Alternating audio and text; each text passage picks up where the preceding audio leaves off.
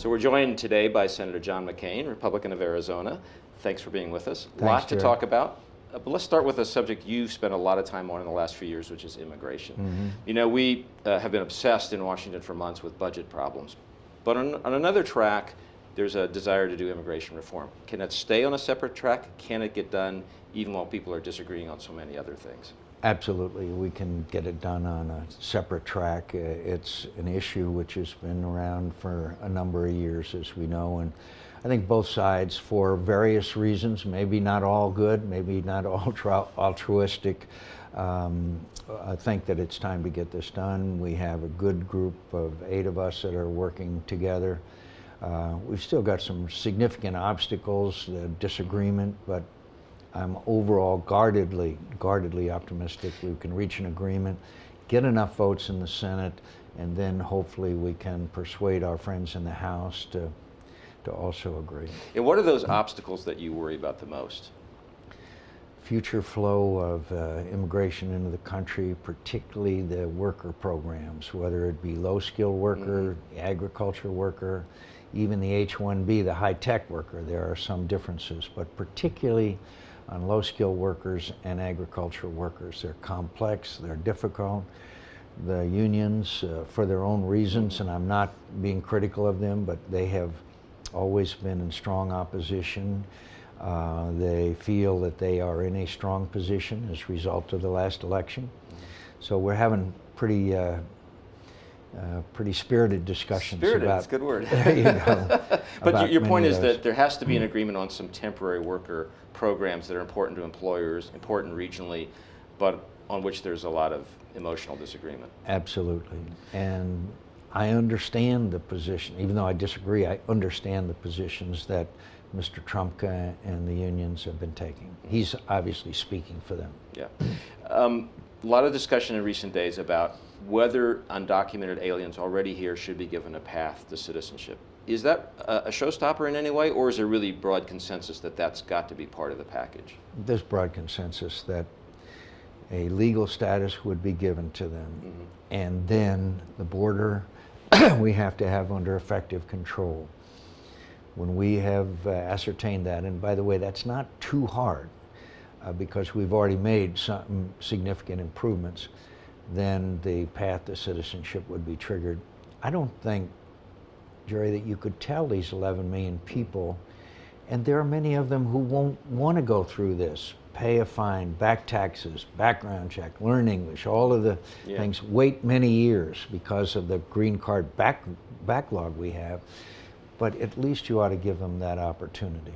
And by the way, there's 40, we always talk about the border, but there are 40% of the people who are in this country illegally who just overstayed their visas. We're going to have to address that as well. Didn't sneak in, it doesn't fit the stereotype. Came in on a visa, overstayed it, and that's why this documentation aspect of this issue is very important. But you're suggesting here that securing the border isn't as hard as it used to be, and that maybe the agreeing on what that means isn't as difficult as it once might have been. It's still difficult, but we do have technology. Frankly, one of the few benefits that I can think of the Afghan and Iraq war is that technology has really improved, not just drones, not just satellites, but also ability to lay sensors out. And so I think technology is the answer, because the conditions in the summertime on the border are very tough on human beings. And by the way, we have increased the Border Patrol from 7 to 21,000 Border Patrol over the last few years. I think most people acknowledge we've made improvements.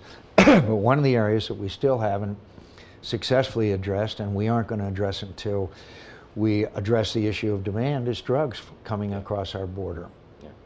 It's impossible to have a conversation in Washington without talking about the budget, so I'm going to subject you to that here. There's a lot of discussion about cliffs, fiscal cliff, sequestration cliff, crises. I wonder what the chances are that everybody is so tired of crisis after crisis on the budget that maybe this town will get to the conversation about the broader long-term fix that needs to be done over the next few months, or whether we're stuck in crisis after crisis mode forever. I don't know if we're stuck, but I do believe there is an attitude on the part of the president that I've personally seen. There's an attitude amongst my colleagues in the Senate, both Republican and Democrat, to try to get something done. They know the American people are sick and tired of this. I mean, I've literally had people, my face is fairly recognizable, yell at me in the airport, you know, no sequestration, get a budget, you know, I mean, that, you know, that kind of thing, not personally, but I'm the symbol of what they see. So, by the way, one small glimmer of hope here, and I think it's very important, is that the new chairman of the Budget Committee, Senator Murray, she has said that she's going to work on getting a budget. We haven't had a budget in 4 years. In the Senate. Yes, in the Senate. You've also had outreach from the president to Republicans, particularly in the Senate in recent days. That's a change. How's that being received among your colleagues? Are they cynical about it? Yeah, but I think it's well received. Every president that I have known, there has been outreach. And I think that this president now is interested in outreach and dialogue. Every president in their second term, as we know, looks at their legacy, and that means accomplishments. And I think the president realizes, at least to some extent, that you're going to have a bipartisan effort to get some of these things done. And can they happen from the bottom up? I mean, a lot of what's happened in the last couple of years has been an attempt to create a big budget deal that fixes the deficit from the top down. Are we now at a point where it's more likely to happen from the bottom or the middle up?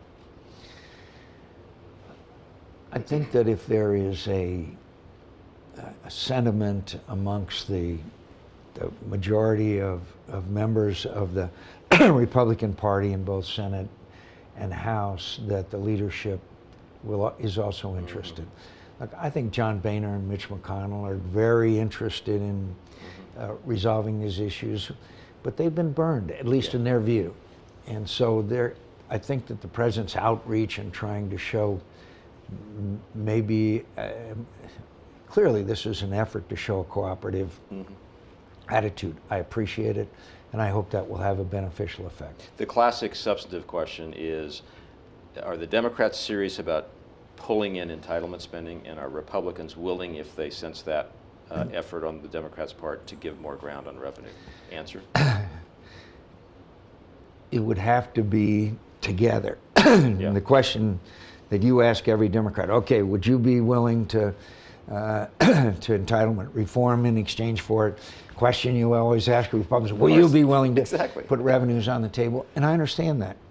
I think things have to be put on the table, but at some point there is a fundamental belief on our part that if you keep raising people's taxes, that it's bad for the economy and bad for our people's future. So I think there's room for compromise, but to just say, okay, I'm ready to raise taxes, you know, I just don't believe that raising people's taxes is appropriate. But I can tell you, Jerry, very quickly, I've been against ethanol subsidies. I've been against sugar subsidies. I've been against so many of these things for so long. So if they say, hey, we're going to do away with those, I've always been for that. Yeah, got it. Let me ask you finally about one question overseas that I think may be the toughest one the president faces right now, or the country faces, which is, what do you do about the opposition in Syria? Does the U.S. step in, give them substantial help, particularly arms? The answer's been no so far. Do you think the U.S. is headed toward a changed position on arming the Syrian opposition? I think that John Kerry is working very hard to try and get every avenue explored that short of that, and try to get the Russians to support sanctions in the UN, work with our allies and friends in the region. But I also hope that if he exhausts all of those efforts, that he would tell the president that we need to, one, arm the rebels. The only way, the big concern when everybody says, well, we're not sure that the weapons will go to the right people. Right. I understand that. If you establish a no-fly zone and you put Mr. Khatib and his team in there, then you can be sure that the weapons go to the right people. Right now, jihadists are flooding into Syria who have fought in other wars all over the Middle East, and there's a real danger of them becoming a very important factor post-Assad, and obviously it's not in America's interest to see Muslim extremists take over Syria. And you think the longer the U.S. waits, the higher the possibility that that's the outcome? 70,000 dead, 1 million refugees. It's a shameful chapter in American history. It's shameful. I understand, quote, war weariness, but for us to sit by and watch this happen. A brief vignette, I was in a refugee camp in Jordan. Woman was there. Children are everywhere in the refugee camp. She said these children will take revenge on those who refuse to help them. We are raising a generation of people, young people and children and young people who hate America because they believe we didn't help them in their need. We'll watch that space. Hope we can talk about it as time goes on. Thanks, Jerry. Thanks for joining us today.